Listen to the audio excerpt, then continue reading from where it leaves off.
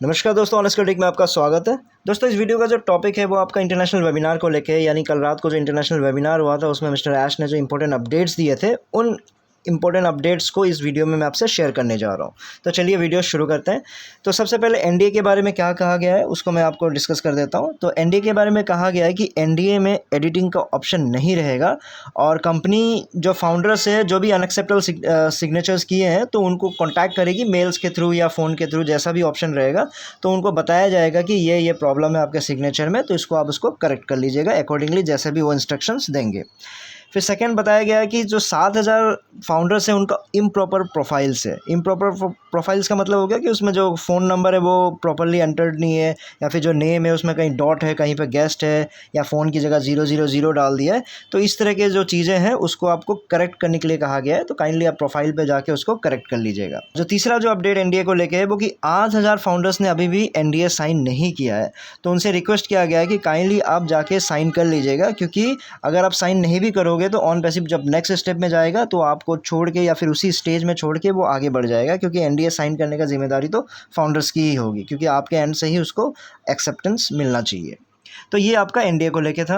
अब हम आ जाते हैं कि रिफ़ंड को लेके क्या अपडेट दिया गया। रिफ़ंड के ऊपर भी अपडेट्स दिए गए थे। तो उसमें ये कहा गया कि इस महीने के एंड तक, यानी मई के एंड तक 0 रिफ़ंड रिक्वेस्ट रहेगा पेंडिंग स्टेटस में। यानी जिन्होंने भी रिक्वेस्ट किया गया है रिफ़ंड्स को लेके, तो कंपनी ये गोल और एक टारगेट लेके चल रही है कि हम जितना हो सके इस महीने के एंड तक सबको ख़त्म कर देंगे, कोई भी पेंडिंग नहीं रहना चाहिए। तो ये एक अच्छी बात है। दूसरा जो है, जैसे मान लो पेपाल इशूज़ की वजह से भी अगर बहुतों को रिफ़ंड नहीं मिल पा रहा है, तो वो रिक्वेस्ट किया गया कि जैसे कि पेपाल यूज़ नहीं हो पा रहा है तो उस वजह से आप कोई दूसरा रिफ़ंड का मेथड बता दीजिए, कुछ और तरीके, मतलब अपार्ट फ्रॉम पेपाल कुछ और जो तरीके हैं, जिस तरह से चाहे इंडिया में किस तरह से लिया जा सकता है, यूएस में अलग तरीका होगा रिफ़ंड लेने के। तो जो भी आपका पेमेंट मेथड है वो आप उनको बता दीजिए, मेल करके बता दीजिए। सपोर्ट में आप मेल कर सकते हो, तो उनको बता दीजिए कि हमें इस प्रोसेस से काइंडली रिफ़ंड प्रोसेस कीजिए, तो अकॉर्डिंगली आपको उसकी मदद मिल जाएगी या फिर रिफ़ंड आपको उसी तरीके से मिल जाएगा। जो तीसरा पॉइंट है वो क्रिप्टो रिफ़ंड को लेके है। जिन्होंने क्रिप्टो से पेमेंट किया था और उसका जो रिफ़ंड जो है वो क्रिप्टो के थ्रू ही होगा, तो आपको जो प्रॉपर वॉलेट का एड्रेस है वो आपको शेयर करना पड़ेगा, तो उसके थ्रू ही आपको रिफ़ंड मिलेगा। तो ये आपको रिफ़ंड को लेके अपडेट्स है।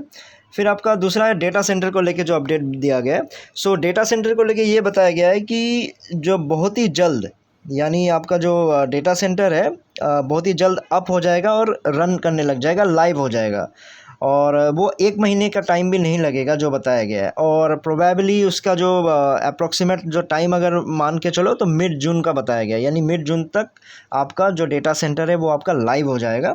और उसको जो 2 आपके प्रोडक्ट्स हैं उसको उसमें कनेक्ट किया जाएगा, जैसे ओ मेल हो गया और आपका ओ कनेक्ट हो गया, तो इन्हीं से स्टार्ट किया जाएगा, जिसमें बताया गया कि ओ मेल जो है जी मेल से बहुत ज़्यादा बेटर है और ओ कनेक्ट भी बहुत ही बढ़िया बना है, और ये आपका कमर्शियली आपका जाने के लिए तैयार हो जाएगा एक बार आपका डेटा सेंटर जैसे ही लाइव हो जाता है। और ये भी बताया गया कि ये जो 2 प्रोडक्ट्स है ये भी अगर लाइव हो जाते हैं तो सिचुएशन ऐसा होगा कि आप जो जॉब कर रहे हो ना, उस जॉब से आप रिज़ाइन कर सकते हो। मतलब इतनी कमाई इन्हीं 2 प्रोडक्ट से ही हो जाएगी कि आपको कुछ और करने की ज़रूरत नहीं पड़ेगी। तो कहने का ये मतलब है। तो ये आपका डेटा सेंटर को लेकर अपडेट था।